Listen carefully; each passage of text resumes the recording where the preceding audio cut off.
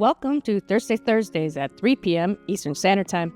My name is Jessie Ott, the host of this podcast, which is all about beverage innovation. I talk with innovation pioneers from agriculture to glass. Thank you for listening, and be sure to subscribe to be notified of all new episodes. Welcome, everybody, to Thursdays. I have two amazing ladies here from Booze Biz, Caitlyn Lubell and Jennifer Meacham. Welcome, ladies. Thank you.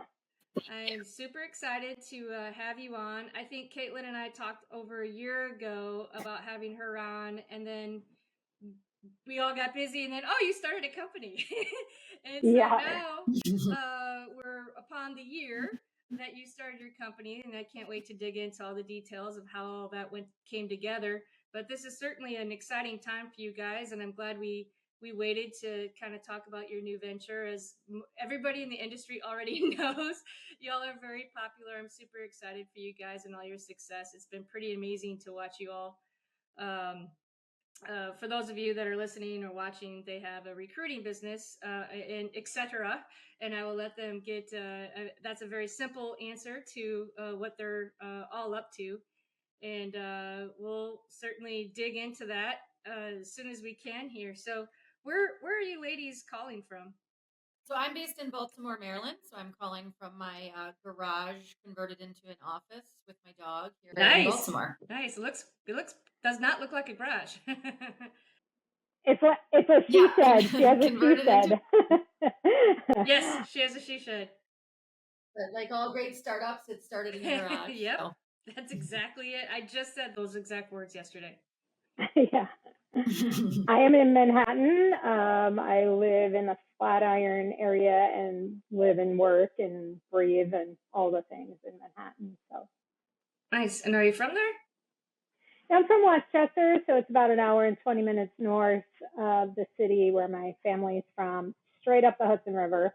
But, Westchester girl's dream is always to live in Manhattan. So finally made the adventure and worked my way down here. So I've been in the city about 20 years now, I think. Oh, wow. Yeah. Yeah. I was there 2001. Actually, right before the World Trade Center. Oh, yeah. But, my team watched that whole thing go down, but I had elected to stay home for some reason that day to do some research. But to like 2003, and then I moved to Atlanta and then Miami and all the things. I don't think I realized you were in Manhattan too. Yeah, it's a lifestyle, that's for sure. Yeah. Nothing like riding the train in the morning with bunch of dudes with onion breath breathing on you as you're like pit to pit in the Nothing like pulling a line bag up and down the subway steps because there's no elevator, and through Times Square in the snow and all the things. It's street sales in New York City is challenging to say the least. Yeah, but I bet you're in the best shape ever. I was. It was great. I remember doing a work with there when I was covering a brand nationally, and I think he had me like hop on the back of his Vespa. Oh yeah, I've done those before. Those are really fun, actually. That's the best fun. That would be a great way to get around because you can kind of park anywhere. Oh, exactly. Yeah. Yeah. Oh, and not have to go on the subway. Yeah. Unless there's snow, that kind of. Well, I learned the bus, a few years in, which is only 3 steps up and 3 steps down. So it's a lot easier when you have a very full line bag. So I took the bus a lot, and taxis when the back was not cooperating. They help you lift it and put it into the trunk. So I always said I could have lasted probably another 10 years in sales if I worked in a car territory, but Yeah, it's definitely a different way of life, and like you said, sales and transportation, for sure. So Jennifer, where are you from originally? So I'm from Baltimore originally. Yeah, and I'm like just outside of it. So yeah, I started in the industry up in Boston. And that's where I started with St. Michelle. And, I had a couple of roles previous to that as well. And then I worked my way back down to the mid-Atlantic and was in the DC area, then out in Annapolis, and then made my way back to Baltimore where my family still is. Nice.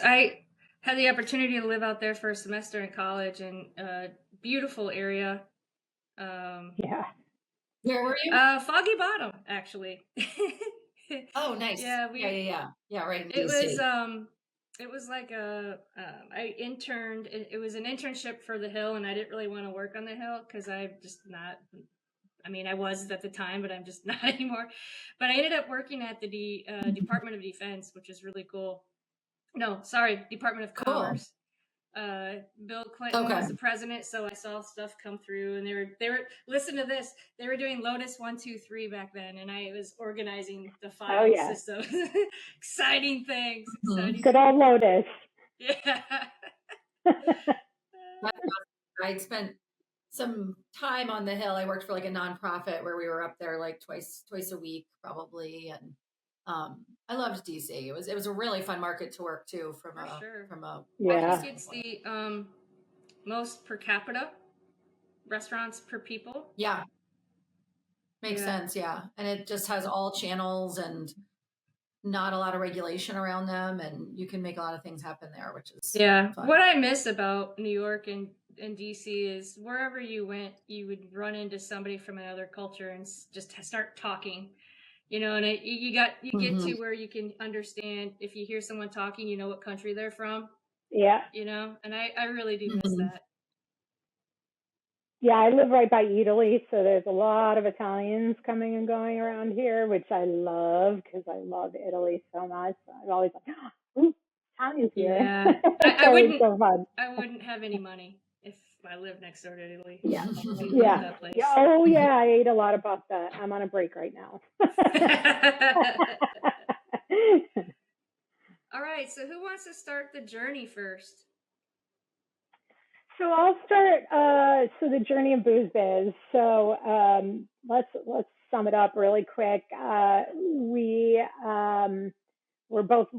We're lifers in the industry. So I'll tell my story and let Jen tell hers. But I started bartending at 18 years old and didn't know what I wanted to be when I grew up, and fell in love with the bar right away, and quickly worked my way up in the booze industry behind the bar, and then managing restaurants and things like that. And then I was a buyer, and my sales reps were smiling and had weekends off and samples and nice cars. And I'm not money driven, but I was like, I want to do what you do. And so at 30 years old, I ended up getting into small distributor, and then working just for a year and a half as a sales rep up in the burbs in Westchester. And then Southern came into the market, gobbled me up. I remember that. And got into Southern. They shined an American Express card in my face, maybe like a support layer manager. Had 5 roles in 5 years at Southern, which is pretty common if you're not a salesperson. They move you around a lot. And I come from an entrepreneur family, so I always knew there was something I wanted to do entrepreneurial. I used to want to open a restaurant and then a wine shop. And the more I got into the industry, the more I realized all those things are very challenging. And I ended up going to St. Michel Wine Estates and met Jen and you. And we all, Jen and I just kind of hit it off and became buddies. And then I was there 10 years. Jen, you were there 8 years? But we always sat together at meetings, and we just always powwowed. And she started recruiting before me, and a recruiter had called me, and I said, typical New Yorker, who are you? What do you want? Leave me alone. And he was like, no, I'm trying to get you a job. And I didn't even know what a recruiter was at the time. And he ended up having me interview, and then I became a source for him. So whenever he had a job, his name was Gary Arkov. He was like legend. Everybody knows Gary. And I just kept looking, going, I want to do what he does. And ended up very tangled web, but getting into recruiting during the pandemic. Started in restaurant recruiting through the pandemic. That was insane. Restaurants opening, closing, opening, closing. Oh yeah, I'm trying to get someone to want to work in a restaurant at that point. Nobody wanted to work. It was really hard, but it was trial by fire. And I learned how to be a good recruiter. And then another company kind of sold me and said, "Do you want to be a national recruiter for the booze side of the industry?" And that was my dream job. So I said yes. And very quickly I learned, and I'm watching Jen and she's recruiting, and I kept going, "We have to talk. We have to talk." And she was too busy for me, and we just didn't have time to talk. And then finally nailed her down one day. I was like, "Look, we're both recruiting. Let's talk about this."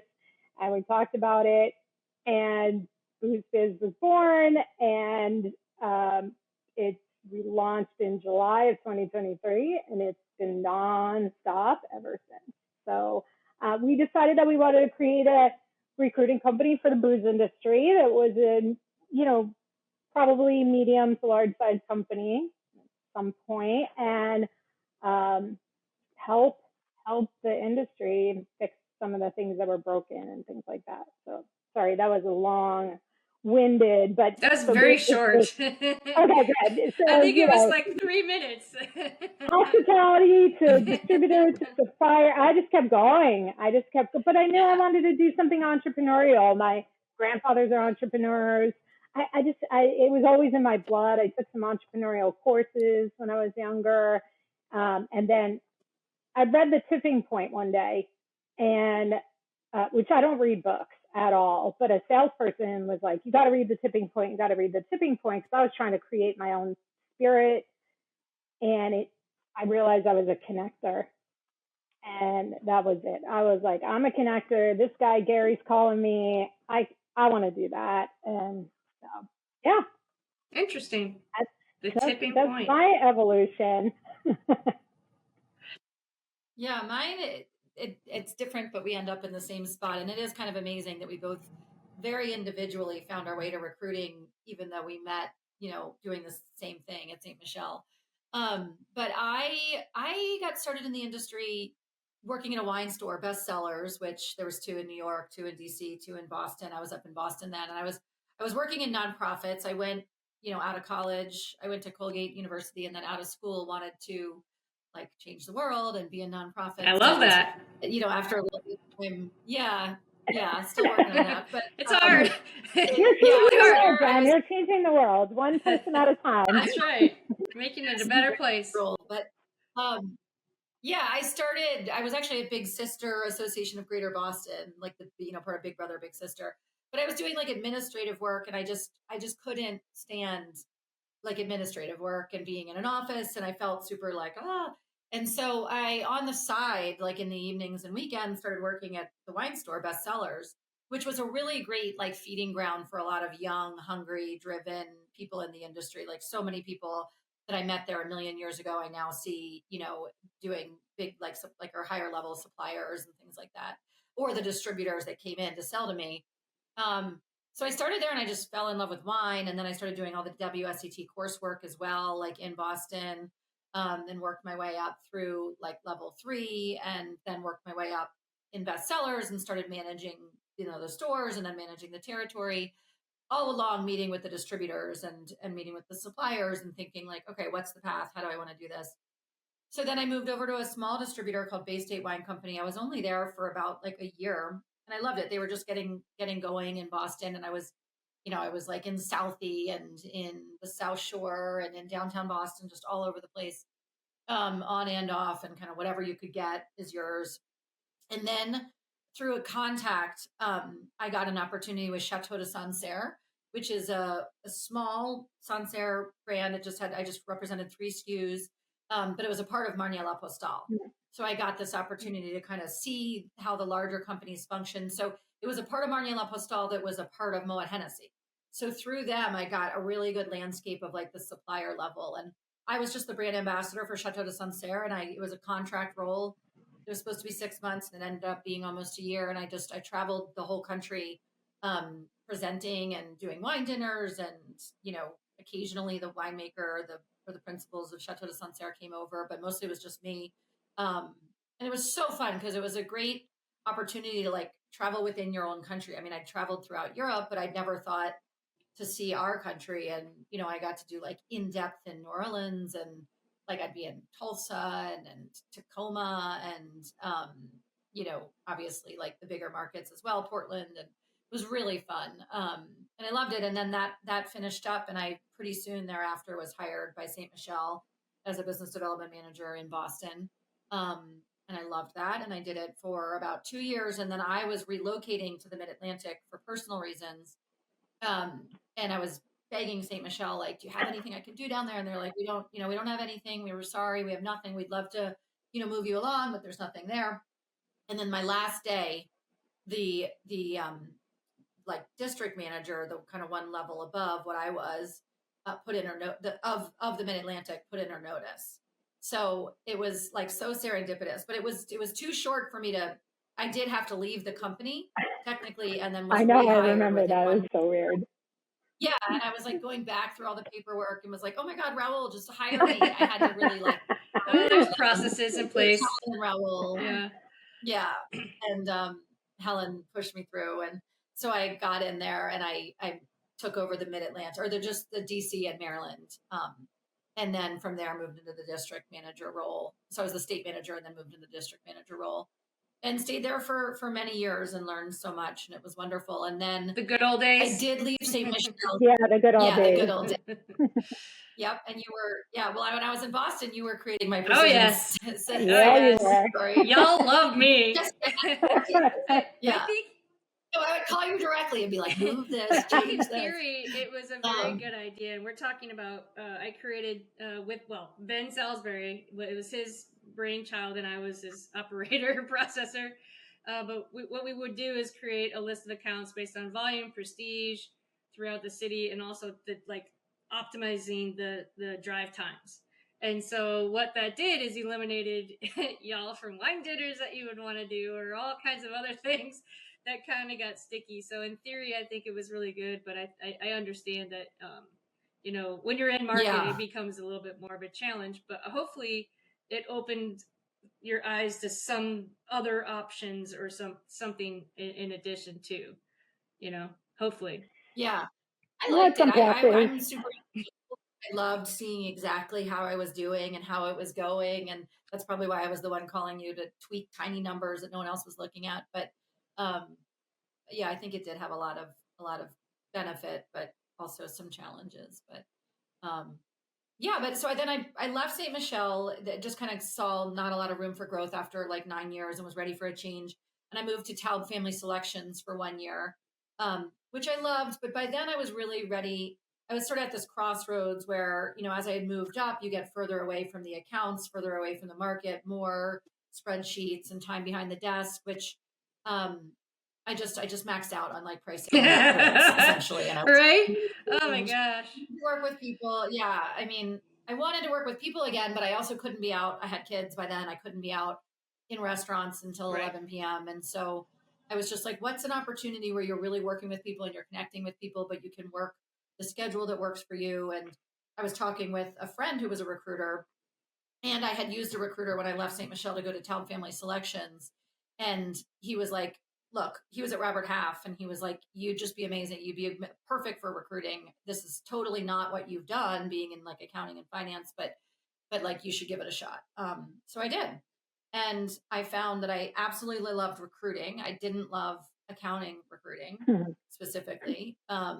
And so I cut my teeth and got like, just amazing training at Robert Half. They definitely have like, it's like boot camp recruiting, boot camp 101. It's like the Gallo of our, I was loving it our in industry. It is. It's the Gallo of it's the Gallo of the recruiting industry for sure. Definitely. Yeah. And it was amazing, but then COVID hit and they laid off like over 50% of their employees.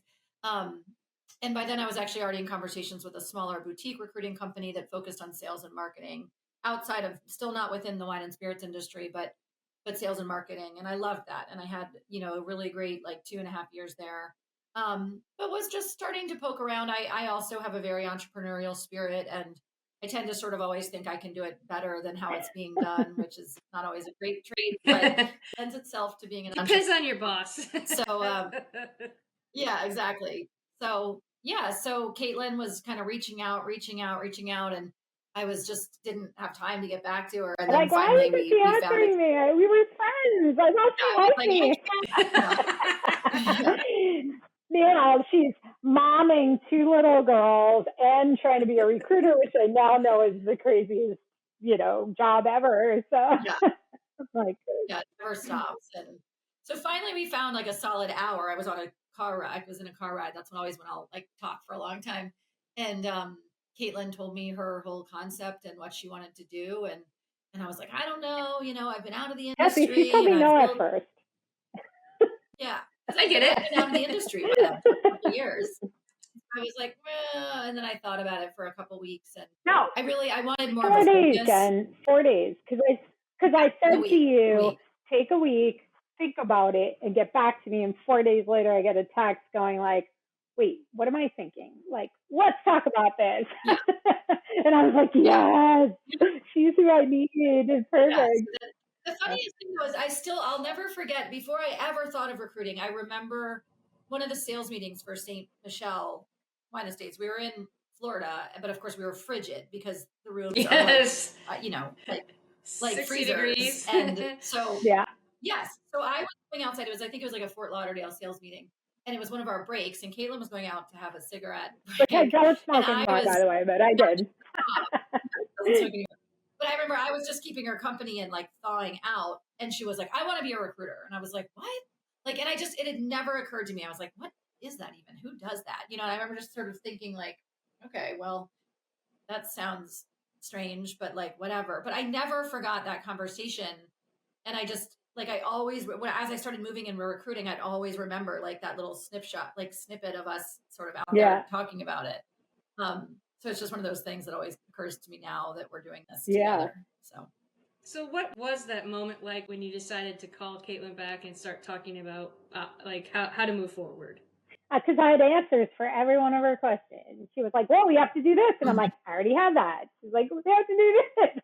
No, but you say in your words. But she said you had answers for every single, like everything. I was like, I got it. Like, come on, just come on the boat. I swear, it's going to be good. Yeah, well, I was like, I know that I can recruit, like that I know I can do. And, I can find anybody for anything in any industry like that. I'm 100% certain of it. Like, it's that it triggers that like sales, like go after it mentality of like, nope, like the harder the role, the sort of more motivated I am to find that person. It's the same as like, give me the weirdest account where, they told me like I had a buyer who told me he wouldn't wash his feet with the wines I was selling. My greatest triumph to ultimately, not St. Michelle, it was before that, but to ultimately get into that account. And so it triggers that same kind of like energy and drive in me. So I knew I could recruit. So I was like, Caitlyn, I've got the recruiting side for sure, but it's clients. Like it's always the hardest to make sure you get a lot of clients. And so that was my thing. I was like, I've been out of the industry. Like I'm not going to bring any clients to us right away. And she was like, that's what I have covered. Like I'm here in New York. I've been in New York for 20 years. I know everybody. She's at the epicenter of all of the top accounts and clients that we're looking for. And I was like, yeah, that's true. And then the other thing is I was recruiting kind of all over the place, which is sort of fun because you learn all these different roles in industries, but it's also, you're sort of starting at square one all with the time. role. Yeah. Whereas, like you can't really build a pipeline if there's no consistency. And so the idea of recruiting, obviously within the same vertical and really building that pipeline. And then also within an industry that inside and out, like it's hard to be a great recruiter if you don't know the right questions to ask. And especially in our industry that's so nuanced and has such a specific language and is so insular. Like if you're not in this industry, you don't understand it at all. Whereas I feel like other industries, like you kind of know what a lawyer does and you know what this person does, but for some reason, like about the beverage industry, like most people they have no clue how it works. The inconsistent titles don't help matters any, right? It's like a state manager at 3 different companies could be 3 different things. And so you have to understand that in order to really, have success with putting the right person in the right position. You can't just look and be like, state manager, regional manager, whatever. There's so much nuance to that, right? And so yeah, I think that makes it that much more challenging for an outsider to come in and recruit for it, right? Yeah, well, it's no different than what you see out here with all these people that create brands and then they realize, oh, what did I get myself into? Because I think Caitlyn and I Exactly. have Yeah. talked about this before. It's like anybody in the industry we're not creating anything new. That's just crazy because we know the money, we know the time, we know the Yeah. energy, we know what it takes. But I guess it's good. I guess it's good that they don't know because we wouldn't have all these fine products for the most part, from some of these startup companies. So they get too far into it before they can say no or turn back Yeah. around. Yeah. Before they realize, Yeah. Well, and the pipeline, like yeah. Jen said, is nice because we could work with the same candidate for their whole Ever. career when you're so niche like that. First of all, it's nice to kind of be that bigger fish in the smaller pond rather than a lot of recruiting agencies are kind of like all over the place, and that may work for them, but to have one candidate who you could maybe place a few times in their career and then they turn into a hiring manager and they're calling you back, that's the really fun part is, Yeah. really getting to build these relationships with people and continue it. So, we have long-term relationships with people and that's going to continue to grow as Bluevis grows. So, question for you: something that I've faced in my career is if you stay too long in one place, you get pigeonholed, and I think a lot of that has to do with the fact that I was in field marketing, which is marketing. Then I went into analytics, which is kind of on the other side, and then I got into the military for 8 years, and I got completely pigeonholed. And by the time I was trying to look for similar roles outside the gate, is what we call it, or in the general market, they wouldn't even talk to me unless I had experience talking to whatever buyer they were recruiting for. I mean, they're specifically hiring just for you to know that person. And my opinion is, I know how to do the job. You should be introducing me to that person. I'll build that relationship. But that's not the mentality. That's not how it works. And when I would reach out to people in the industry and I'm like, well, what am I supposed to do? And they're like, no idea. And I'm like, some people can get crossed over all the time and promoted and moved and they get to experience all these different things. That just wasn't my experience. I think it really depends if it's a client market or a candidate market. I think we're dealing with it right now. People are hiring, they want 11 out of the 10 boxes checked, where sometimes, so it's a very heavy client market, where sometimes when it's a candidate market, we can get away with checking 6 to 7 out of the 10 boxes, something that we talk about a lot. And it's a challenge. But yeah, most people don't want to move lateral, but most companies want to hire that exact person for that. Right. Yeah, we deal with it constantly. I don't know, Jen. Yeah, and we deal with that, like asking for or looking for candidates with those contacts versus not necessarily versus, because one can have both the contacts and the right skill set, but rather than focusing on that skill set and that ability to build those relationships. And we always caution our clients away from that because buyers are gone. You know what I mean? You hire somebody for all their buyers, and within 6 months, hiring that person, all the buyers have turned over. And like you said, salespeople know how to build that relationship. You can have a great salesperson in a new territory, and they That's will exactly build what I just said in my head. Doing that, yeah, and I think it's just goes back to like my sort of soapbox is that clients, regardless of the industry, anybody looking to hire needs to approach it from like a strategic planning standpoint, the way they would any other element of their business, rather than happenstance.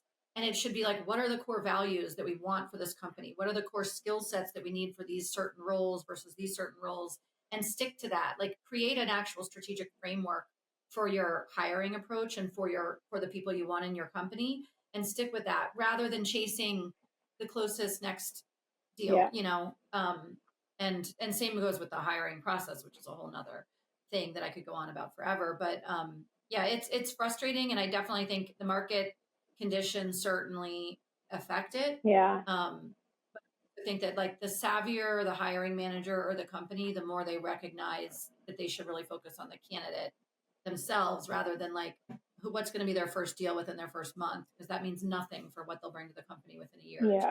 It's like more of an investment long term or midterm than right now. Yeah. And more also, like no one's buying based on my best friend's friend anymore.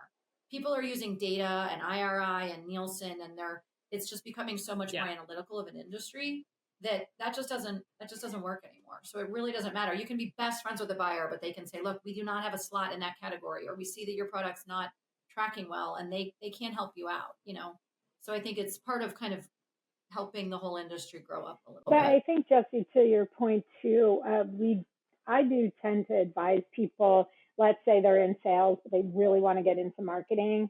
The best way to do that, unfortunately, is to move over within the company that you're currently in. Yeah. And that's where I've seen people move around the most, or at least heard it on the podcast. It's the best way to get the experience under your belt, and then you can say, okay, now I finally got into marketing. Now I can move along to a different company. But that all of it's changing too, because nobody's working. I worked 10 years at St. Michel Wine Estates. It was amazing. I was very proud and happy of my career there, and met the best people in the world, including my business partner. But at the end of the day, 10 years in the same company, the same role, doesn't really look good on paper. I look back at my resume now and say, I would say, how come you didn't move up? Well, I didn't want to sit around and do pricing and programming and beating up Southern and QBRs. I just didn't want that. My path was to try and get into global accounts. And we were working towards that, but it wasn't happening fast enough. And I was tired, but nobody's staying 10 years at a company anymore. It's just people have shorter attention spans now, and that's okay. Yeah. It brings different skill sets to the table. You learn from 3, 4, 5 different companies, and we're trying to teach clients that that's okay. They're more well-rounded. They're learning more by doing that. So spotty tenure is a curse, but also can be a blessing, because they learn how to learn from so many different people and different systems, right? What are you seeing in terms of the how companies are promoting people, or have you seen changes over the last 10 years or the few years that you all have been recruiting in the industry about how they look at internal candidates and how they look at external candidates and what jobs they're actually hiring for? In other words, are they hiring within more now or less now, or is it not really unchanged? Am I clear on what I'm trying to ask? No, it's a good question. We're both kind of stopped, because I think it's different in large companies than the small companies, right, Jen? It's yeah. I think it's been such a tumultuous market. It's just been so crazy I feel like every large company has been reorging on repeat for the last 4 years, really since the pandemic. And so it's created a lot of moving around within a company, but not necessarily up. We'll talk to a lot of candidates that are like, well, my roles changed, and now I have more states, and then I stopped handling this part of the book, but now I'm handling this part of the book. But at the end of the day, my title and my comp is the same, and it's been for several years, even though it looks on my resume like I've had these 2 different roles, So I think we just still need it to settle a little bit, and then people can kind of get back on those more, upward growth trajectories. And I do think that's a part of why we see a lot of people looking for work. Right. 1, reorgs are letting people off, but 2, they're frustrated with having been moved around and, done this and then done that, but still not getting kind of where they feel like they're moving forward. Yeah, and it's interesting. I think the word stability, a lot of candidates say to me, I'm looking for stability. And I'm like, look, I want a big company for stability. And I'm like, I could list to you 5 major companies that just either did reorgs or layoffs in the last few months. And some of the scrappy startups will boom, and some of the large companies will do national layoffs. So we kind of really, our sweet spot is that mid-sized company, because they have money, they want to be growing, they have some systems in place, but then they still also are family vibe, which I know can be a touchy word, but they treat you with compassion, and they have volunteer days and celebrate your birthdays and things like that. But it's the market's interesting. Jesse, you've been doing a lot of podcasts about it. I just listened to one of yours in December. That was like, I just sat there the whole time going, yep, exactly, yes, yes. It's like we're all saying the same things in the industry, and long story short, there used to be 3 times the amount of distributors that there are now, and now there's 3 times the amount of brands and a third of the distributors, and things are funky right now. So it's like, jamming them in. How do we get in there? And I think, what Cheryl has done with LibDib has certainly helped with the that jamming process, because you can take control and you can do it on your own. Although it can be costly, because you do have to ship yourself and then, all those types of things. So I think I've heard it works great. And then also that, well, we just know that it's too costly for us to use it, but at least it's another option of people thinking outside the box on what's our solve for this? How are we going to get there? And I think that's an exciting time. I mean, you have all kinds of online applications where people can sell direct to consumer. So there's a lot of that going on, which I think is also been pretty successful for a lot of companies. But going back to your what you guys do on a daily basis, when you are talking to someone that's recruiting a job from a bigger company, more established company versus these startups, are the conversations that you're having with them completely different? Like, does one respond better than the other, or is one asking different questions than the other that kind of stand out to you all? Well, there's always the, if you're recruiting for a startup versus a large company, there's always the, like, are they comfortable? They want both things. Sometimes they really want them to have that big company experience so that they come in with some good ideas and policies and procedures. And, but they also have to be ready to dive in. Like, it's not as siloed. You got to be ready for some, a little bit of chaos, organized chaos, and to be super flexible and to know that your role is not just this, it's this and it's this and it's this and it's this. And so can you roll with those punches? Some people are craving that coming from a large company. I feel like I kind of was. And some are overwhelmed by it. And so it's just making sure to have those really clear conversations up front. I mean, it is always a really good opportunity to kind of get that step up. If you're going from a large company where you have had a very focused role and you want to take on more, it's a good opportunity to kind of move up. Maybe in a large company, you're managing a region. Well, now maybe you're ready for a VP of sales for a startup company if they can support that. So I think that's kind of how we see it mostly. In the reverse, I think it's less common in the reverse. More we're bringing people probably from a big company to a startup. Well, yeah. And as far as our clients, I just think that the scrappy startups, they tend to be focused on sales roles, and they ask us a lot of questions.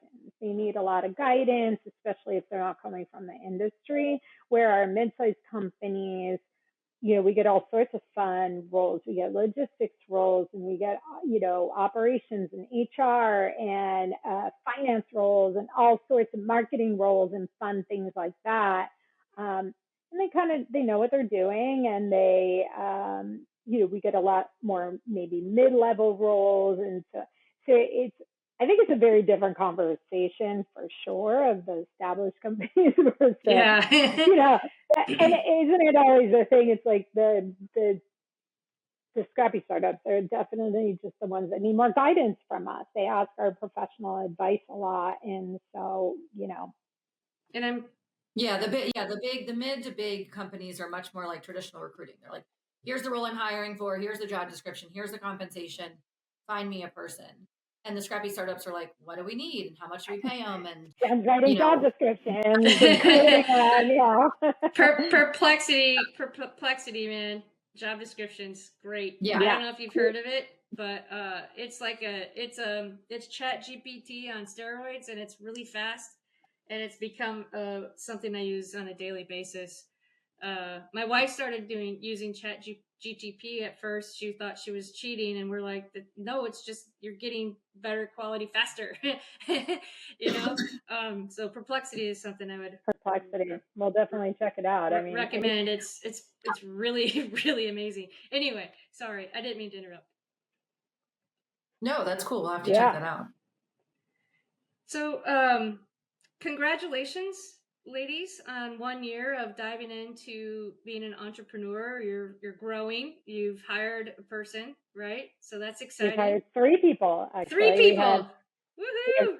We have 2 recruiters contracting with us, and we have a marketing and operations coordinator who's our backbone. And I tend to focus on more of the business development side, and Jen is sleeves up, managing our clients, reeling them in, and still recruiting, which I do some recruiting too. But yeah, we're definitely growing and hope to continue to do so. Super exciting. Y'all have a lot of support out there in the industry. People love you. People want to see you succeed. You can tell by the love that is on the socials of you guys' posts and whatnot. And so it's always good to see that, as an entrepreneur myself, all the support, within the industry is so important. And, it does help if someone like a smaller company is coming in, or a startup, and they want to see, a little bit more about what y'all are about. You can go on your LinkedIn or Facebook and our website too. Our website's great. I mean, y'all have, good interaction and a lot of respect out there. So congratulations for that. I'm super excited for y'all. It's really, really it's cool. Exciting. And, we've also partnered. We've, decided to do a lot of partnerships. We have this suggested pairings where we're like, we really just want to recruit.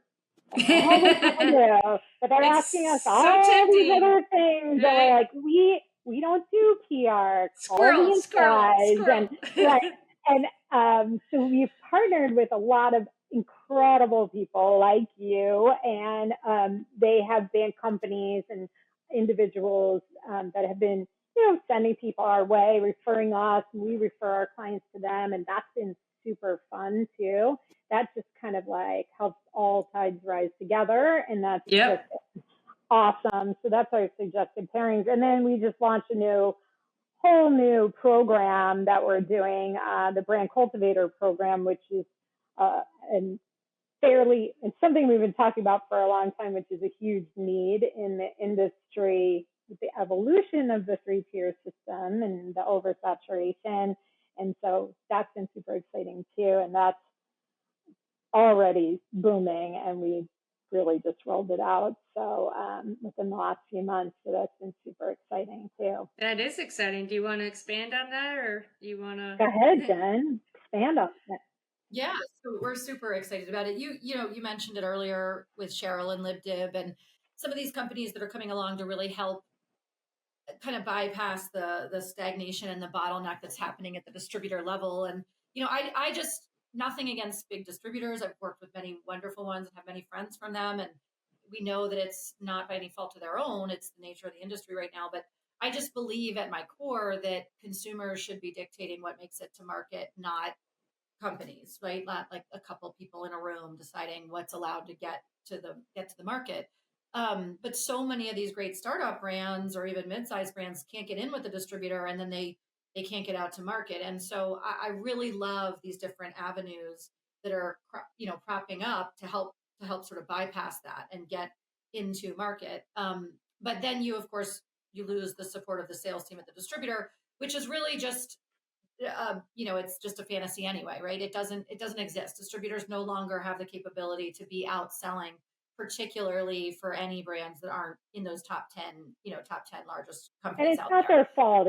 It's just oversaturation. It's just what it is. It's the market is dictating that. Yeah. Yeah. So we've met with so many incredible startup companies that have great products, great ideas. They've got a lot of pieces in place, but they can't get into a distributor, and they can't yet afford a full-time salesperson per market, which is, at least $100K base plus a 25% bonus, plus all the T&E, plus they want health insurance. It's really expensive as you get started. So we kept running into this. And then simultaneously, we're talking to amazing candidates who are tired of working for large corporations and who want some autonomy, who want to stay feet on the street. They don't want to move up and get behind a desk, or they don't want to just be an order taker. And so we thought, like, there's an opportunity here to put these two together in a way that works for everybody. And so we created the Brand Cultivator program to serve as basically a fractional fractional market manager for these startup companies. And so obviously there's brokers out there starting to do imports too. There's not a new imports also. Like, so new to the U.S. So maybe they're not necessarily startup in their country, but they're new, coming to the U.S. Sorry. Right. Either just arriving in the U.S. or just getting started. And so there are some brokers doing this, but we're not a broker. We like to make that clear. And we think that's a part of what sets our program apart. We're just the matchmaker. So we're helping them find people who have the key experience that they need, that have, proven success and relationships within their territory. They know their territory. They've done this. And now they're looking to build their own little mini portfolio, and we're going to help match them up. Right. So maybe there's an incredible sales rep who's representing a rum and a whiskey and an RTD and a wine, and they need a new, gin, whatever it is. And we help. So we have the company, and we help find a salesperson for them and kind of match it into their portfolio with other brands that are, complementary to what this. So these are just individuals that know their own market. They're not working for anyone technically. They're just building their own little. They're independent contractors, and they're just building their own little portfolio based on what they love and what they know will sell and what works with their other products. And this allows the company that's paired with them to manage them directly. Right. We're not another tier that's coming in to say, oh, yeah, we'll take your margin and we'll tell our sales reps what to sell. It's giving them a person directly to work with them. Yes, they are supporting other products, but we think that actually helps because that cross exposure is beneficial, right? Because if a buyer calls and is like, hey, I really need a new rum, and your product is a gin, they go in and they show the rum, but while they're there, they show the gin, right? And so it actually gets you more opportunities and more, feet in the door. So we've created a much more affordable model, both in our fees as well as, with the the compensation for the hire. There's been a lot of talk around the industry, Jessie. You've been talking about it as well. And, we're not the only ones talking about it, but it's a need. And we have the brands and we have the candidates. So why not put them together? I mean, it's not different from what you're doing, really. Yeah. Yeah. No, it's the same thing. How many markets would you say you probably have covered at this point? If you're brand new at it, if it's just a couple of months. As far as having candidates in? I mean, we cover the whole U.S. So we cover, and actually we even have some chats about Canada as well. One of our recruiters, all of our team is from the industry as well. I'm not sure if I said that, but, and one of our recruiters actually got to work for in Canada in the industry. So when she came in, she said, "Can we do Canada?" Sure, let's go. That's great. And we've had some clients ask as well, but right now we're in the U.S. And for the brand cultivators, they tend to be focused in the major markets. But honestly, we have a lot in the system, but we could always use more. So if anybody's already doing it, and we just don't know about you because nobody's calling themselves a brand cultivator, it's kind of our program, feel free to go to our website and fill out your bio and let us know. We have our website where you can go on and join our network and fill out a bio, and it puts you right into the system and flags us when you go into our system. It's a great way for candidates to, rather than waiting for us, because you can only talk to so many people in a day. So, but we're always open to more brand cultivators because these fractional shared salespeople, they're not posting that they're doing that necessarily on LinkedIn or something. So, so the program is fastly growing quickly. I will say that. One of the things. Open to more.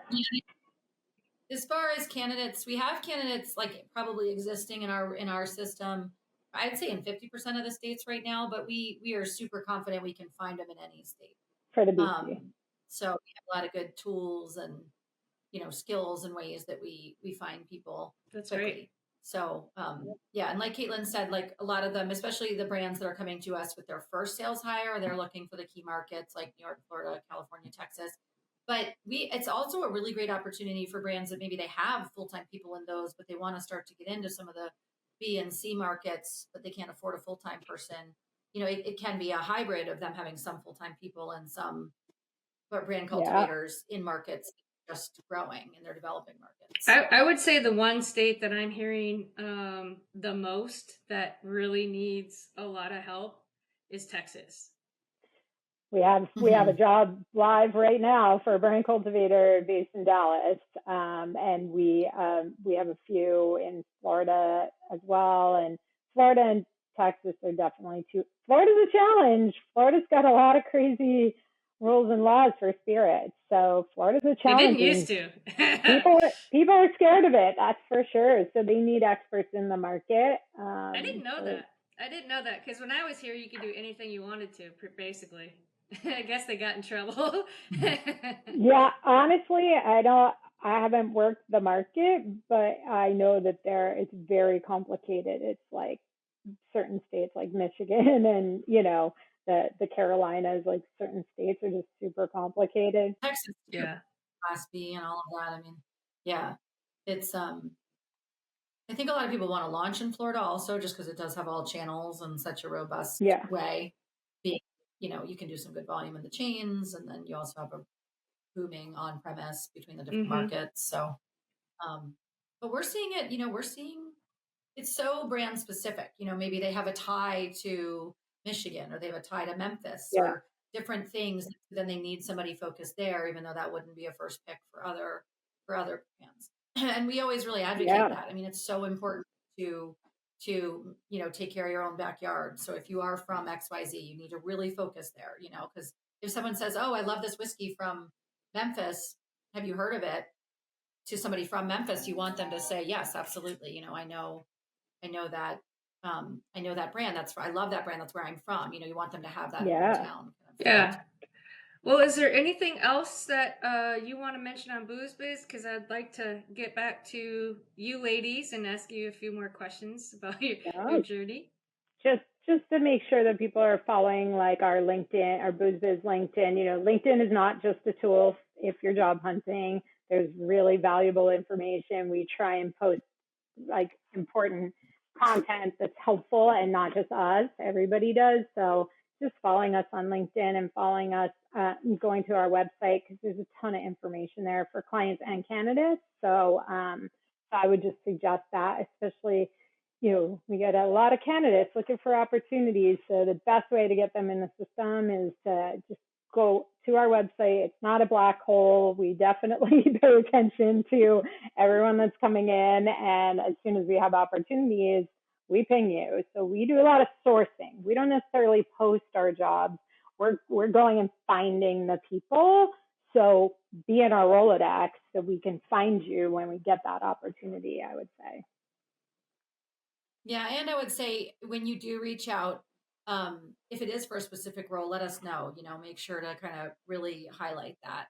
And we do post specific roles. Like we'll give you a sense of sort of what we're looking for, what we're seeing a lot of in the market on our LinkedIn. So it's a really good place to follow along and stay up to speed on everything. Yeah.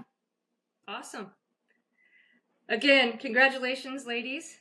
Super psyched. 1 year in, you're growing. It's all good stuff. Really, really awesome. You'll have a great book to write one day. Yeah. My cousin was telling me that the other day. He's like, "You gotta write a book." I'm like, "Who cares about my story?" He's like, "You didn't go to college. You're a female in a non-female dominated industry, and you're an entrepreneur, and you and your business partner and team are crushing." I'm like, nobody cares about my story. Yes, they do. You'll find out. Well, Jennifer, let's jump over to you since you gotta kind of scoot out a little bit early, if that's okay. Do you want to talk about any of the mentors that you've had over your career that have really kind of affected you in a positive way? We won't talk about the negative ones. And, any kind of roles that they kind of encourage you to take, or any kind of mention of anybody? Yeah. So I had one very specific one at St. Michelle Wine Estates, who was my manager for many years, and she's since retired from the industry. But she was, her and one other woman in that organization were like just complete trailblazers for females in the industry, and they were so tough.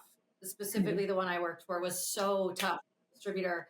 And initially, I was like, wow, like take it down a notch, and I just sort of thought like you should try and buddy up to the distributors more. And then as I got in there and was working, more closely with the distributors and needing to lead, large meetings of all men, and I was the youngest and the only woman, like always running all these meetings. And I just realized like why she had become so tough as nails. And you just had to be. Didn't necessarily, follow that exactly, but I realized sort of what she had like been through and what she had, had to kind of face. And she had a total respect in the way that she handled it. So I definitely learned, and she always told me I needed to be like tough on distributers. And, and it's also as you get older, you care less like what people think of you, right? Fair enough. So you get now your skin, you get comfortable. I'm like, oh, she's so right. Earn your respect. Yeah, you're like, I'm not trying to be cool anymore. Yeah. Like, I'm just trying to get my job done. So it was Helen Heinzer. Okay. Yeah, from St. Michelle. So, and she was also just incredibly good and the other woman I was mentioning was Mimi Giammarino up in Boston. Yeah, I remember. Two of them were, okay. Yeah, so it was Helen and Mimi, but Helen's who I worked for most directly for a longer period of time. But Helen was also amazing at spotting the strengths of her teams and really like letting you know about it. And with me, she was always like, you're an amazing writer and you need to lean into this. Like you really, you can put things very concisely and something I was like, I don't know. I write emails, like who even knows? It's like not part of our role. But she was like, no, you're really good at this and you need, she definitely saw, and I gravitated towards the more sort of like creative programming elements. Like I always loved working with trade marketing to come up with like a really unique program in my market. And she really pushed me to lean in that direction. And, you could do it to a certain degree within the roles that I had. But you're limited. I wish in retrospect, it's like we were talking about before. I wish in retrospect that I had focused more on opportunities to move more directly into that within our company.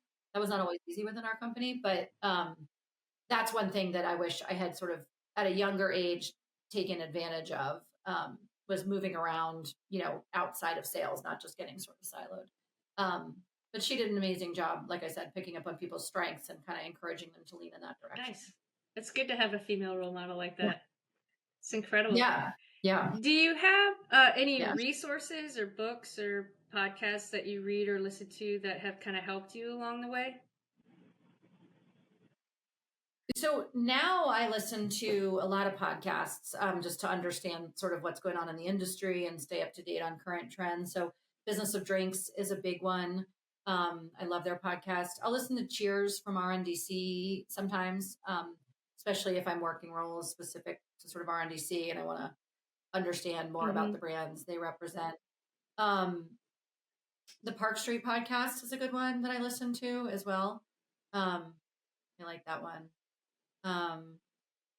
Those are very business focused from like sort of a work-life balance and managing all of that. I love the Happiness podcast with Gretchen Rubin, or Happier. I can't remember the exact name, but it's Gretchen Rubin, and she writes she has her content's all about like what motivates you and figuring out how to kind of, how to be as effective as you can be while maintaining work-life balance and things like that. Yeah, those are good. Really good. Yeah, one. For sure. Yeah. Anything else?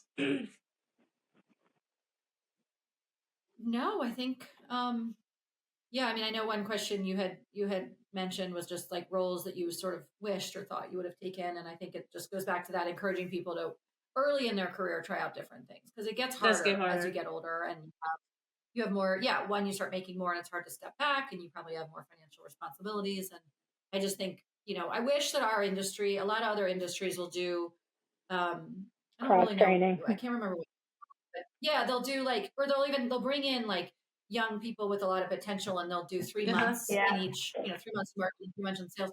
I wish our industry did that more, and I think it could have really benefited me, and I'm sure a lot of young people. So like maybe try to do that on your own if you can't find a company that'll support it, because I think it's really important to learn all aspects of the business, and whatever you choose, it'll help you to know all the different angles. But it also helps you to figure out kind of where they're the best fit. Yeah, absolutely. Yeah, that doesn't happen very often. And No, sometimes if it's, no, right out of college, you're not really sure what you want to do anyway. And so to get that Yeah. no. exposure to that, well, I definitely don't want customer service. Well, marketing's kind of fun. I mean, you get that kind of early Yeah. exposure.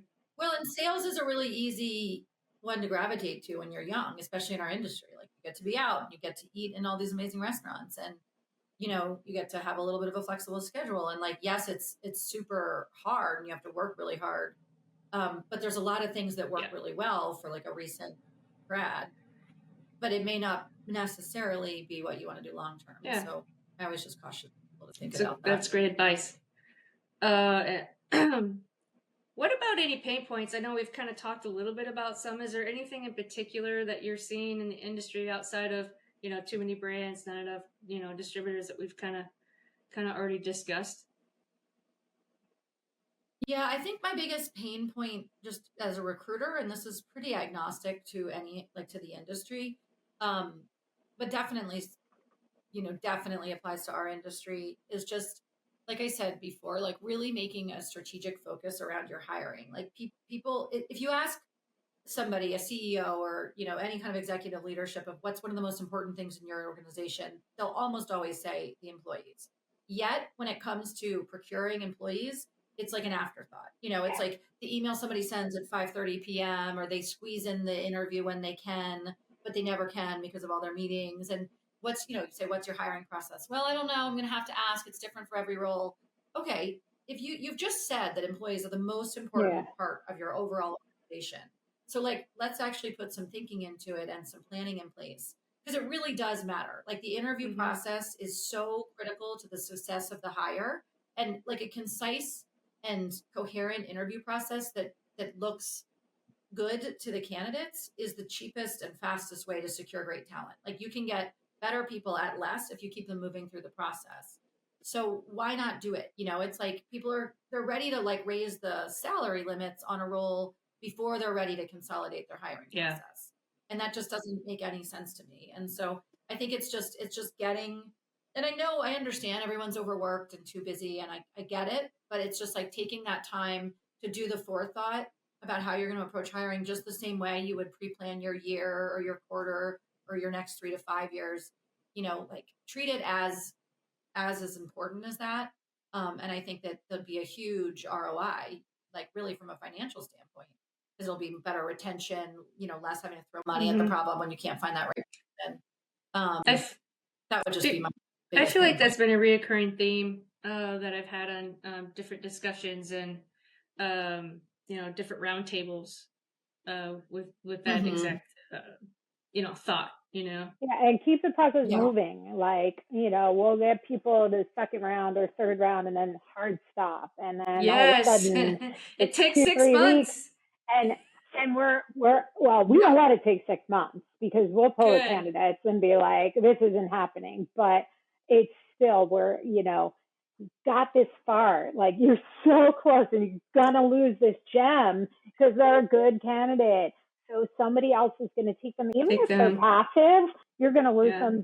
You're going to lose their interest. So they're going to be like, obviously, they're not that into me if they're not continuing the process, even if they're passive and they have no other interviews going on. So keep the process moving along like that. I think that's our biggest pain point. Exactly what Jen said is just, prioritizing your hiring. Let's get it done. Let's put the job on the board and get it filled in 3 weeks. And we have plenty of time 3 weeks to do that. Yes, girl. We are like moving along. We finish the interview, get on the phone. We want to debrief, and what's the next step, and when are we getting them in front of you? Yes, that's great. So that's the point of using a recruiter.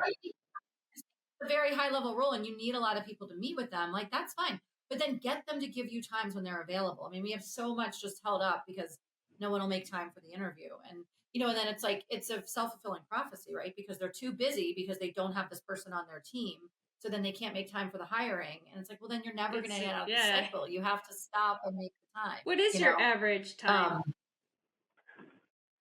I mean, we aim for like 3 weeks, 3 to 6 weeks. It's often very dependent on the client, and if they always say to us when we have our, our intake, how soon can we get this filled? And we're like, that barrier is on your end. We can get you the people you need tomorrow, but you need to keep them moving through the process, and so you're coaching them along the way also. Oh, we're coaching both sides along the way.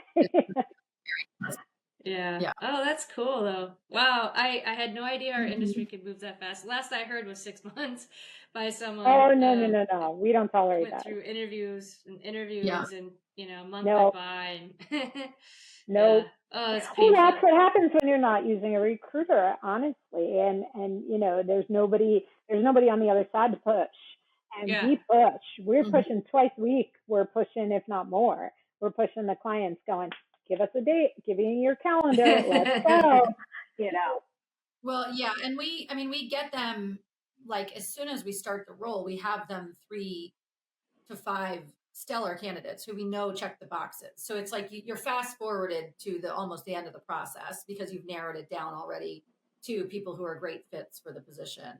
And we hear it a lot from people who've been at larger companies that the internal hiring teams, they almost always don't come from like the internal recruit. If they have an internal recruiting team, they don't come from the industry. And so there's just this complete disconnect between the hiring manager saying, I need XYZ. They have to be from this industry, and they're not getting those resumes at all. So they kind of have to go through a long period of trial and complete error before finally they're like, all right, we'll use a recruiter. And it's like, just jump to the recruiter. Like, just if your internal hiring team doesn't understand the industry at all, like, I just don't understand that part either. But so last question, Jennifer, do you have any passions outside of work that you want to share with us? Yeah, well, I have 2 girls, 7 and 10. Keep you busy. And I'm a single parent. Yes. So that's it. That's my passion. I'm my dog, who's been very quiet. Mine have been quiet too. So yeah, she's quiet all day, and then she's so annoying at night. But so my girls are, like everything, and I spend tons of time with them and taking care of them. And then outside of that, I love just staying active, like especially in the summer. I love to get outside and walk or run or hike or whatever and get to the gym. I love to cook. I think anybody in the industry loves cooking and new restaurants and, food of any kind is always a huge passion of mine. Nice. I love that. Great. Well, I know you have to run, so I will get back to Caitlyn here. But thank you so much. And again, congratulations to you and your team. Thank you. So I look forward to staying in touch. Absolutely. Yeah. Thank you so much. Yeah, it was fun. I feel like I have so many more questions, but we're I know. We'll do this again. We have to do this again. Bye. All right. Bye. All right, Caitlyn. It's just me and you, girl.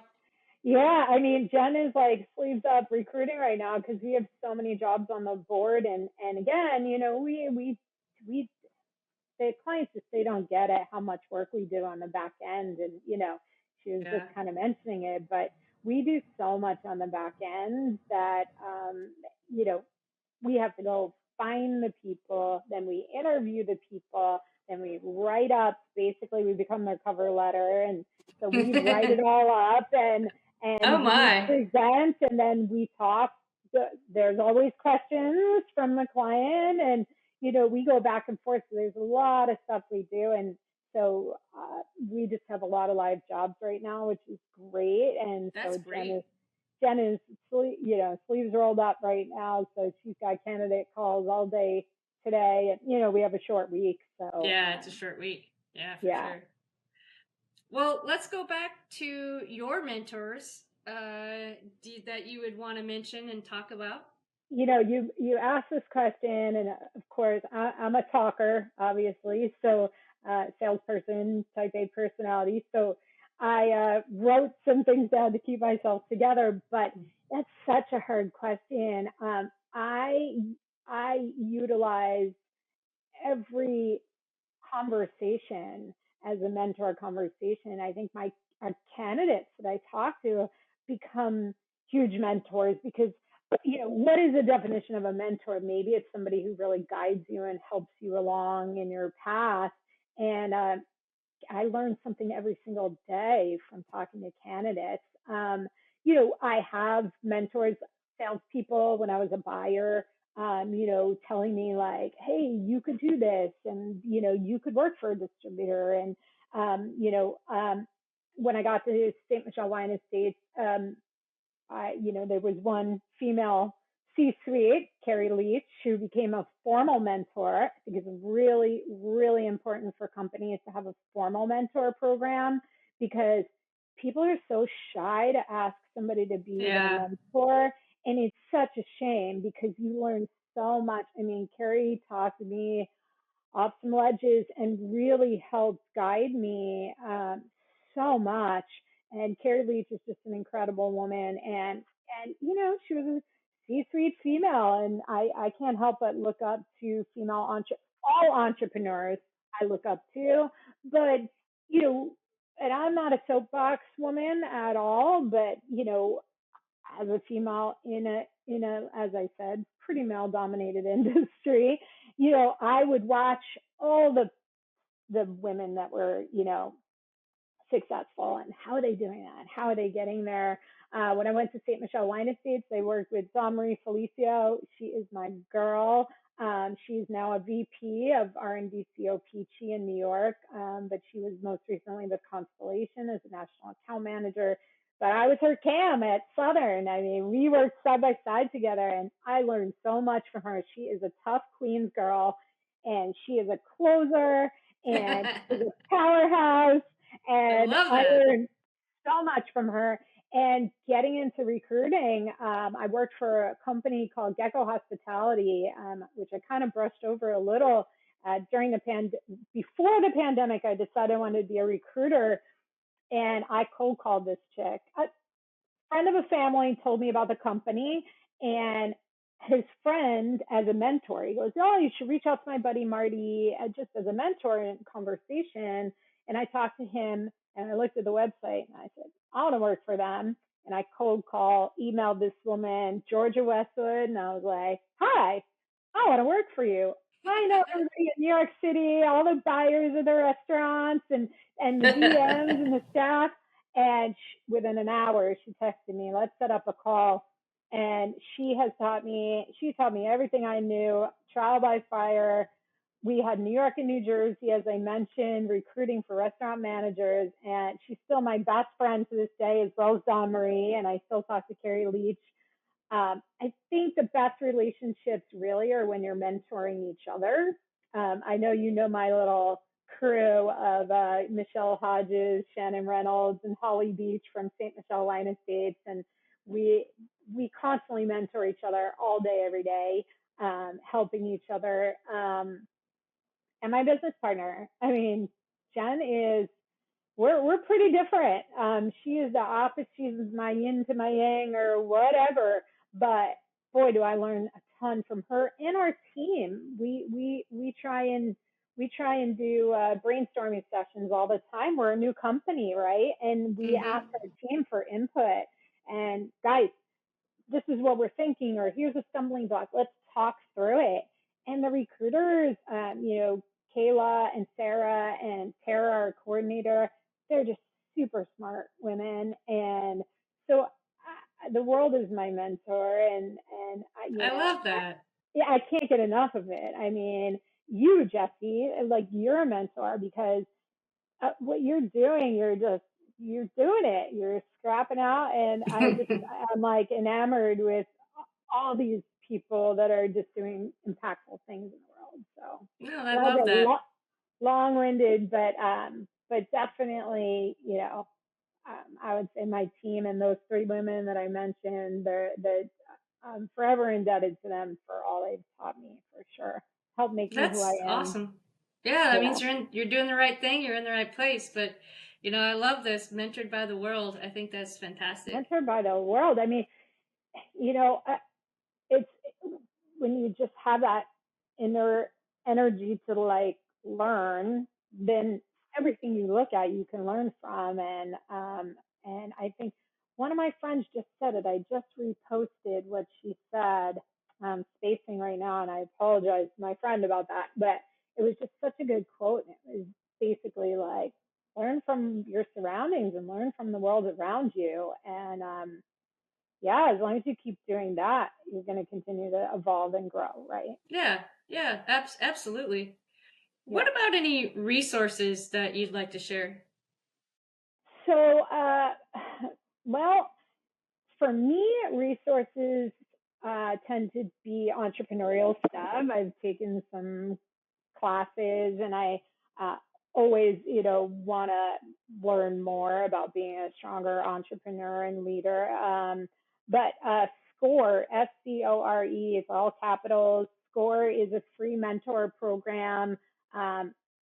Everybody keeps asking me if it's just New York. I know it from my chapter is New York, but I'm pretty sure they're national. I think And so. they have free mentors. I just talked to one yesterday, a new one. They're older people who've retired who just want to give back and helping entrepreneurs. And it SCORE has been amazing. I've had multiple different SCORE mentors. SBA, Small Business Administration, does free mentor and coaching. Business plan review. Yeah.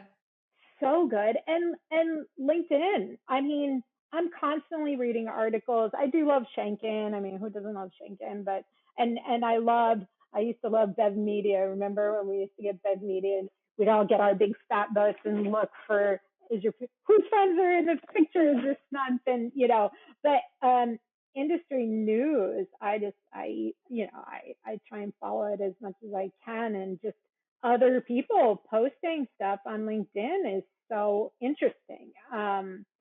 So I'm not an avid reader. I am not a podcaster. The ADHD gives me challenges with both of those things. So snippets, shorter article, the better for me right. to get through it. But yeah, I think SCORE and SBA, especially if you're an entrepreneur, can be huge. And then LinkedIn for if you're a candidate looking, or even you're someone looking to hire. I think you can learn a ton by following the right people on LinkedIn. Yeah, agreed. Yeah. What about any pain points that we haven't mentioned so far? Anything Jen else? nailed it. Yeah. Jen nailed it. We do so much vetting on our side, and when we put somebody in front of you, clients, it's because we really think that they are a good fit, and they at least deserve a 20-30 minute conversation on Zoom. But I think making the hiring process a priority. Jen just nailed it. I mean, that's exactly, your people are your most important, yet we see some very challenging interview processes, and that's our biggest pain point. And then our other biggest pain point, I would say, is the 3-tier system and the challenges that we have. It's listen, we speak to people at their most vulnerable, right?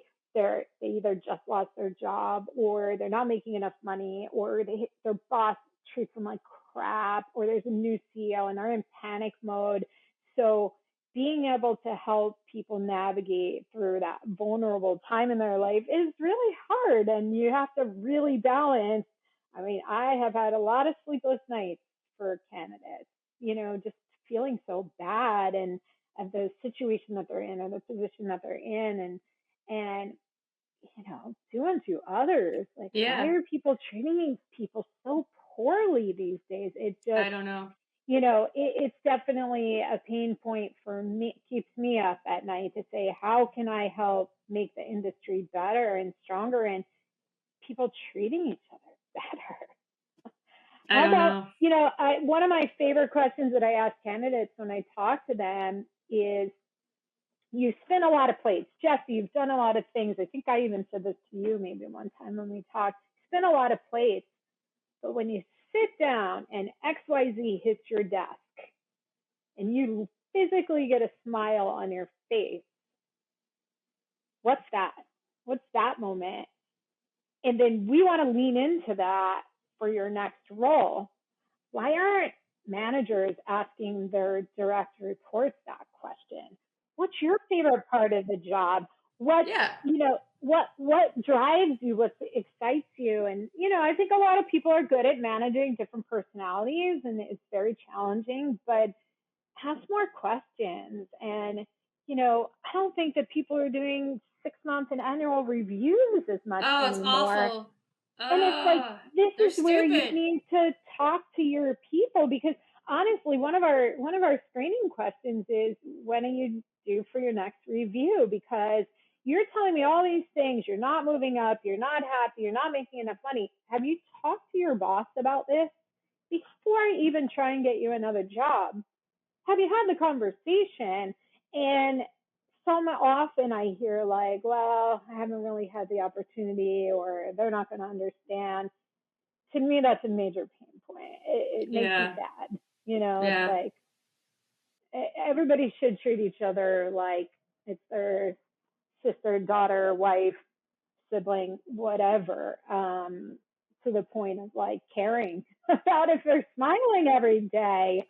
Not rocket science. Yeah, I think for me, as a someone who wants to build a company and have employees, my everybody has their own experience about a boss or this or that, and what I don't understand is the conversations, just to your point, and it's like, okay, well, what do you really want to do? How can I facilitate that for you? How can I make this happen for you? What do you want to do more of? And I think what bosses don't do within a certain confines of a team is utilize different people for their skill sets. Lean in on this person for this, lean in on this person for this. They don't even have their team take tests or understand any kind of personalities. Now, I really believe in DISC and all these other things, and my wife has really dug her heels into it, and it can help companies that want to grow or are struggling with finance, HR. Like, she's basically a CEO level thinker of, and the core of what she does is understands the people, because you have to have different people's personalities to make a company work. Me and you, we're more like the visionary, sort of like out there doing stuff. My wife says I'm ADHD, maybe. Where Jen is more like, it's okay. Jen is more like the processor and the operator, and she's more like this role that's so important to get.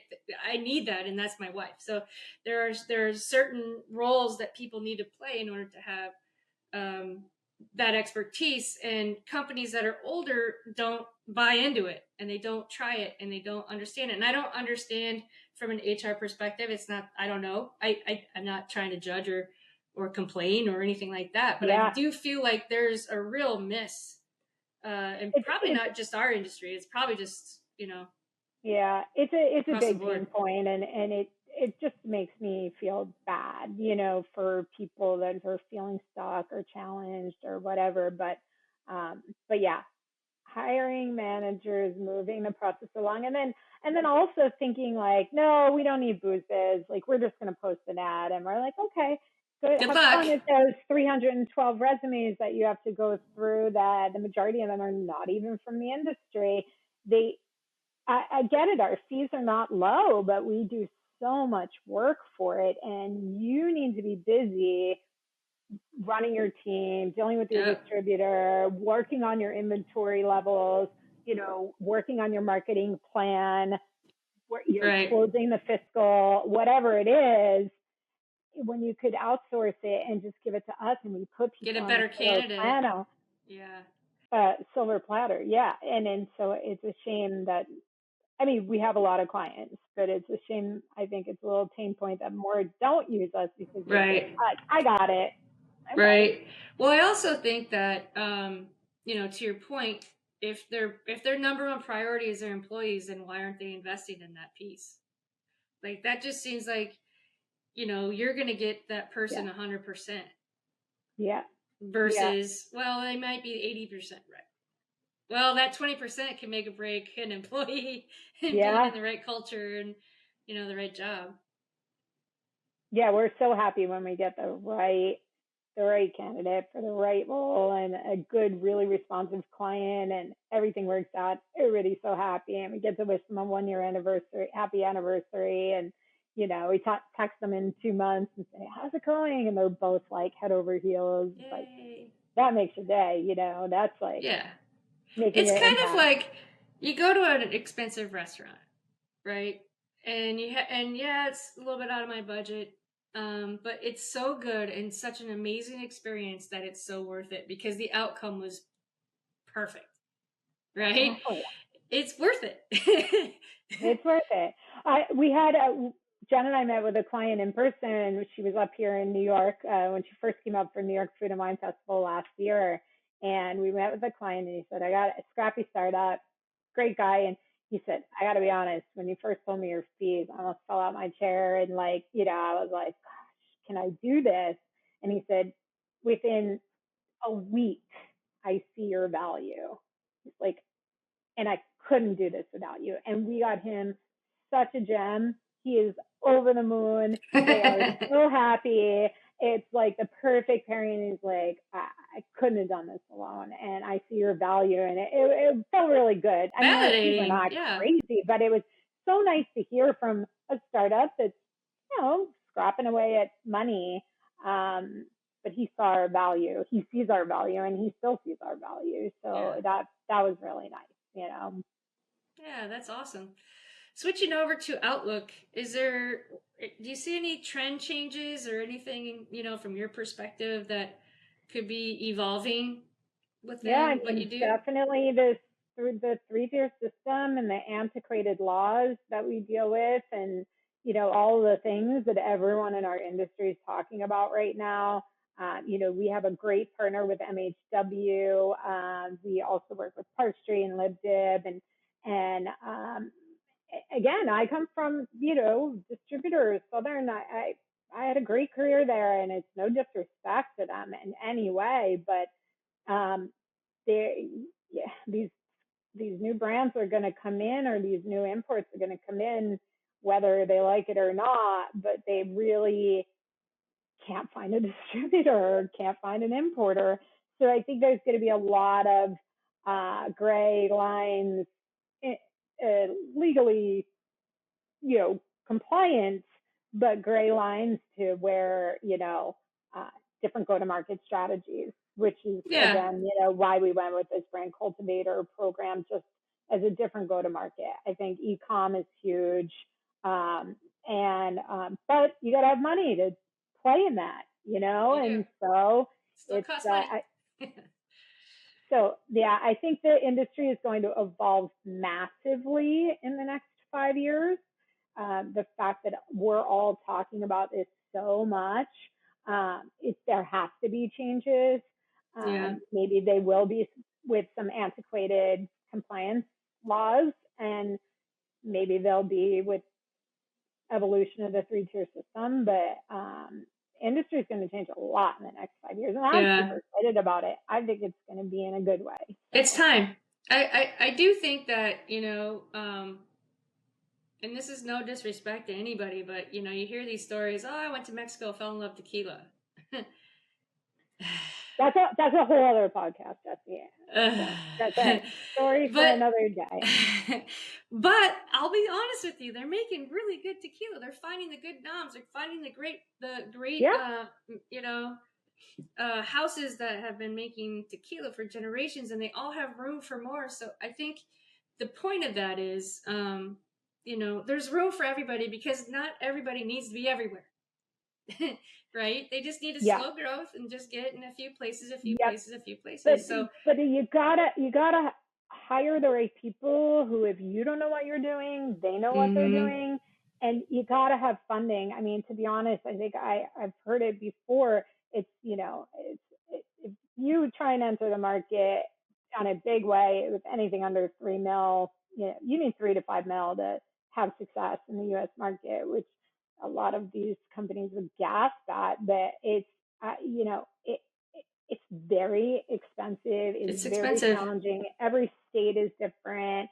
All the compliance, there's so much legality. Materials, production, design, COGS. I mean, everything is so expensive. Yeah. Bottle And design.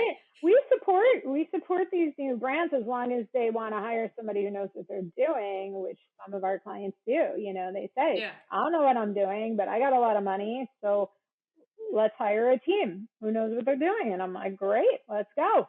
We are happy to help. So, That's great. Yeah. So what about you? Do you have any passions outside of work? I know you're busy. Yeah, I'm a New York girl, so I love just walking around the city and getting my steps in. I miss it. I used to get 10,000 steps a day in, and Oh now I yeah. sit behind a desk. And so, like Jen said, I think anybody in the industry loves to eat and drink and discover new restaurants and bars and cocktails, speakeasies and fun things like that. I am single, no kids, so I don't have that. I do have two new rescue kitty cats that are keeping me entertained, and they're so cute. But I love to bike ride. I ride up around the East River and the Hudson River, when the weather's good. And yeah, just spending time with friends and family. Honestly, this industry, it's like it's not separate from your life, right? We ate and drank for a living, and so it's fun. So a lot of my friends are in the industry. I love talking business. I love learning and growing. So just long phone calls with mentors I mentioned and friends in the industry. Just I love it. I'm like a geek for that. That's 20 great. years in the biz, and it's my hobby, not just my job. So That's so awesome. yeah, and then sometimes on the weekends I'm just tired, but when I'm not, I get out on the bike or just walk around and enjoy my city. So, Awesome. and I love to travel, like any excuse, any good events that are going on around the industry. I do all the business development. Jen can't. Well, no, Jen does a lot of business development as well, but she can't go out to the events. She has two girls, so she's like, go to. She actually did come up for BCB because I thought it was just a really good event that she needs to come to. But anybody hears about events or knows about events that I can make an excuse and travel to a city and go, spend a few days and hit up an event and see some friends in that market, please tell me. Sometimes I'll see people post and I'm like, oh man, that event was yesterday. I missed it. I wish I knew. So any excuse to travel for me is, but we'll base it around work now. We'll take care of events. So Nice. Nice. Is yeah. there anything else that you want to close with or talk about? Maybe your website or Yeah, I just want to thank you for having us on. I mean, listen, there are other players and there are other recruiting agencies that do focus on the booze industry. I think that one of our things is that we are from the biz for the biz. And, our whole team has worked mostly in sales, but one of us has worked in operations and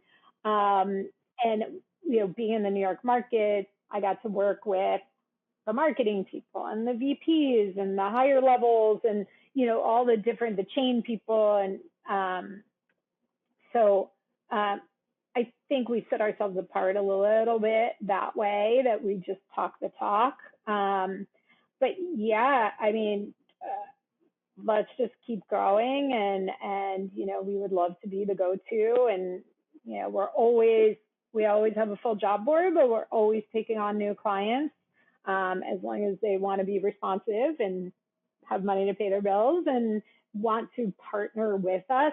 We look for long term. So yes, that's fine. If you have one role, we'll come in, fill the role, make you happy, but we tend to work on a long term basis. So we'll fill a role and then you'll come back to us in a month or two for another role. And that's really what we look for. So good clients that really want to partner up, that are just too busy and want to, hand over the hiring situation to boozes. I mean, we're all about it. We focus on wine, spirits, beer, sake, ultimate bev. We're even open-minded to booze-free.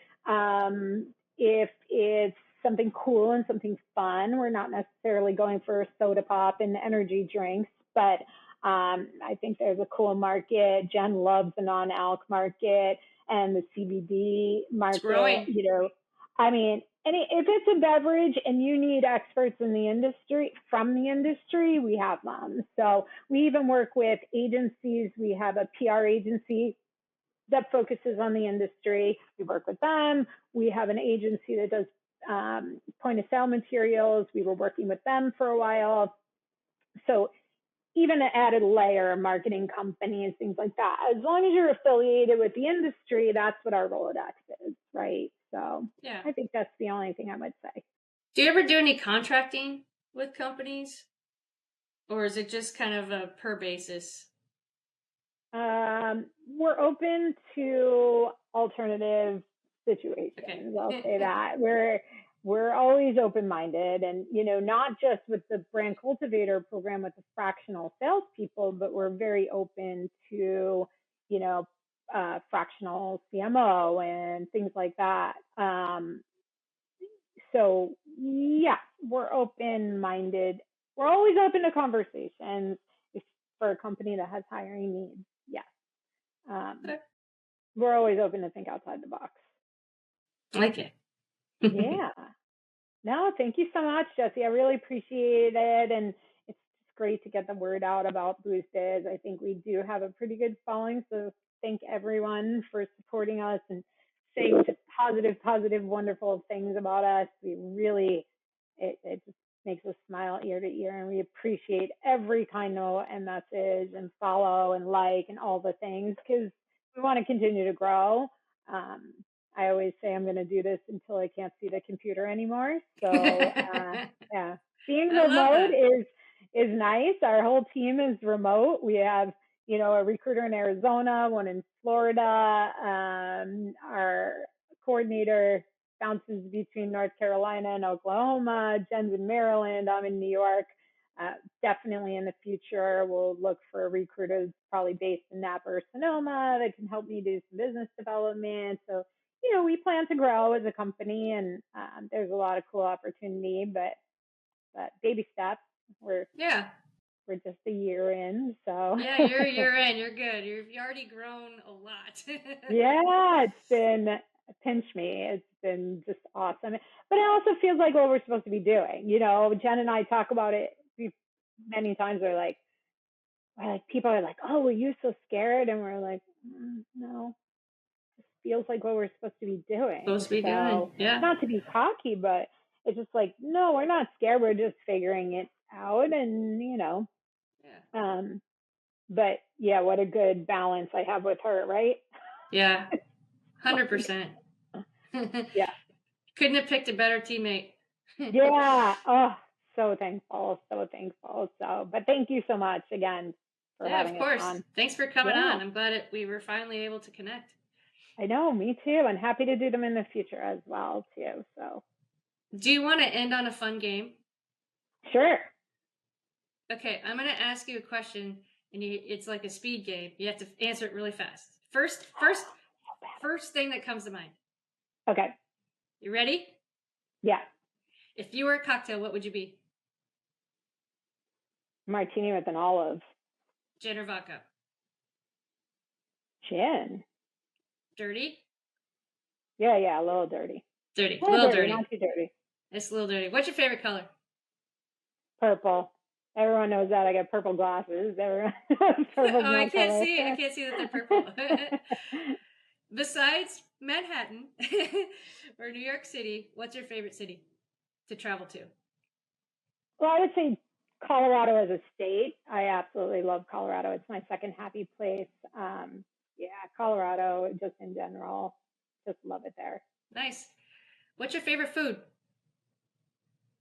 Oh gosh, that one's just impossible. I'm a foodie. That one's so hard. Well, I know you love Italian. I like a good shellfish tower, like a good seafood tower, and all the stuff. I love that. Yeah. That's such a big joke because, when you have an expense account, people are like, yeah, get the shellfish tower. Yeah. Oh, yeah. Let's get 6 of them.